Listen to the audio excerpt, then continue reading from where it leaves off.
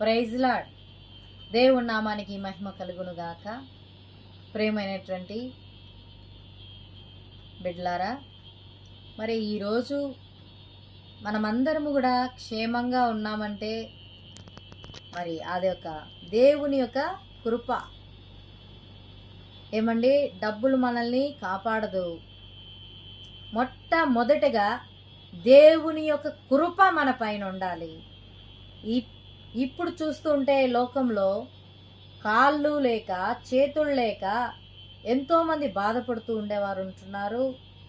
మరి అనేకులు మరి పెరాలసిస్తో బాధపడేవారు ఉంటున్నారు. మరి కిడ్నీ వ్యాధులతోనూ, గుండె వ్యాధులతోనూ, లివర్ వ్యాధులతోనూ, క్యాన్సర్తోనూ మరి ఈ రకముగా చాలామంది చాలా బాధపడుతూ ఉంటున్నారు.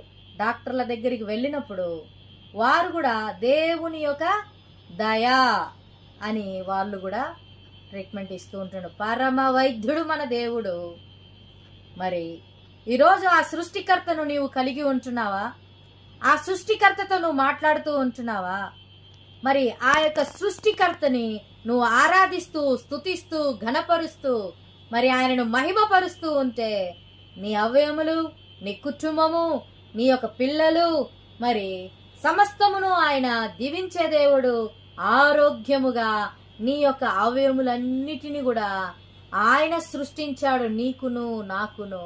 కాబట్టి ఈ దినాలలో కానీ మరి ఈ లోకంలో నువ్వు బ్రతికిన దినాలన్నీ కూడా దేవుని యొక్క కృప మన పైన ఉండునుగాక.